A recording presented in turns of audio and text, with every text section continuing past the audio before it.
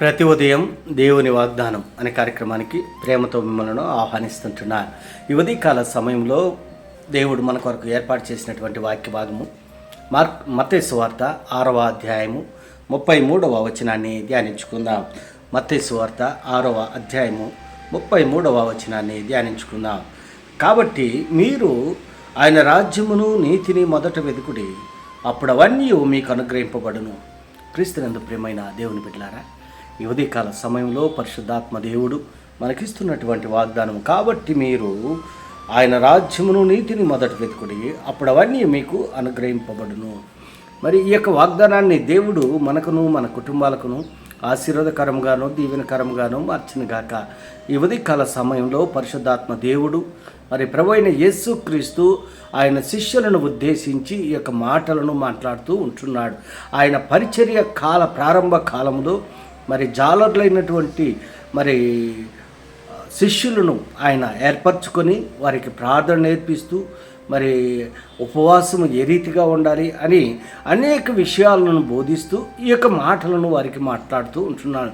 ఎందుకు ఈ యొక్క మాటలు వారితో మాట్లాడుతుంటున్నాడో అని మనం గమనించినట్లయితే పైభాగంలో మనం అందుకు నేను మీతో చెప్పినది ఏమనగా, ఏమి తిందుమో ఏమి త్రాగుదుమో అని మీ ప్రాణమును గుర్చేయను, ఏమి ధరించుకుందుమో అని మీ దేహమును గుర్చేయను చింతింపకుడి. ఆహారము కంటే ప్రాణమును వస్త్రము కంటే దేహము గొప్పవి కావా? ఆకాశ పక్షులను చూడుడి, అవి విత్తవు కోయవు కొట్లలో కూర్చుకొనవు, ఆయనను మీ పరలోకపు తండ్రి వాటిని పోషించున్నాడు. మీరు వాటి కంటే బహుశ్రేష్ఠులు కారా? మరి శిష్యులు ఏమి ఆలోచన చేస్తున్నారంటే, ఏమి తిందుమా, ఏమి త్రాగుదుమా, ఏమి ధరించుకుందుమా, తినుము తాగుము సుఖించుము అనే దేవుని యొక్క వాక్యంలో మనం చూస్తుంటున్నాం. మరి చేపలు పట్టుకున్నటువంటి వ్యక్తులను ఆయన పిలిచినప్పుడు వారి వలలను వదిలేశారు, వారి బంధువులను వదిలేశారు, ఆ బోటులను వదిలేశారు, సమస్తాన్ని వదిలి ఆయన మాటకు అంగీకరించి లోబడి ఆయన్ని వెంబడించారు. ఆయన వెంబడించినప్పుడు వారికి అనేక విషయాలను బోధించారు. మరి మధ్యలో వారికి ఒక కలవరం మొదలైంది. వారి హృదయాలలో వాళ్ళు ఈ రీతిగా ఆలోచన చేస్తుంటున్నారు. ఏం తినాలా, ఏమి తాగాల, ఏమి ధరించుకోవాలని ఆలోచన చేస్తాం. హృదయ రహస్యం లేనటువంటి దేవుడు కాబట్టి వారి హృదయాంతరంగంలో ఉన్నటువంటి ఆలోచనలను గుర్తెరిగి వారికి ఈ మాటలు హెచ్చరిక చేస్తూ ఉంటున్నాడు. రేపటి దినాన్ని గురించి నువ్వు చింతించాల్సిన అవసరం లే. మొదట ఆయన రాజ్యము, శాశ్వతమైనటువంటి రాజ్యము, సంతోషం కలిగినటువంటి రాజ్యం, నిత్య రాజ్యం ఆయన రాజ్యం, నీతి, ఆయన రాజ్యాన్ని ఆయన నీతిని వెతికినట్లయితే అప్పుడు అవన్నీ కూడా ఏంటి, వస్త్రాలే కానీ నీడే కానీ మరి ఆహారమే కానీ ఆయన సమృద్ధిగా దయచేసేటువంటి దేవుడు. అందుకే అంటున్నాడు, ఆకాశ పక్షులను చూడండి, అవి విత్తవు సమకూర్చుకోవు, కానీ వాటిని పోషిస్తున్నటువంటి దేవుడు మిమ్మల్ని పోషించలేడా?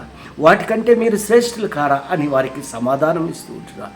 క్రీస్తునందు ప్రియమైన దేవుని బిడ్డలారా, అవును, మరి ఆకాశ పక్షుల కంటే శ్రేష్టమైనటువంటి జీవితాలను దేవుడు మనకు అనుగ్రహించాడు. మనకి ఏదైతే అవసరతగా ఉంటుందో, మనకి ఏదైతే కొదువుగా ఉంటున్నదో సమస్తాన్ని సమకూర్చేటువంటి దేవుడు మన దేవుడు. ఆయన నమ్మినటువంటి బిడ్డలను ఎప్పుడు కూడా ఆయన చేయి విడిచేటువంటి దేవుడు కాదు. ఆయన అనాథలుగా వదిలేటువంటి దేవుడు కాదు. మనల్ని పోషించేటువంటి దేవుడు, మనల్ని నడిపించేటువంటి దేవుడు, మనల్ని రక్షించేటువంటి దేవుడు, మనల్ని ఆదుకునేటువంటి దేవుడు మనకు తోడుగా ఉంటున్నాడు. ఈ ఉదయకాల సమయంలో రేపటి దినం గురించి నువ్వు ఆలోచన చేస్తూ ఉంటున్నామే. దేవుడు నిన్ను ఈరోజు ఆశీర్వదించాడు. ఈరోజు నీ జీవితంలో సంతోషంగా నువ్వు ఉంటున్నావంటే దేవుడు ఆశీర్వదించి ఈ దినాన్ని నీకు ఇచ్చాడు. అందుకే ఇది యెహోవా ఏర్పాటు చేసిన దినము, దీని యందు సంతోషించి ఉల్లసించుడి అని వాక్యంలో మనం చూస్తుంటున్నాం.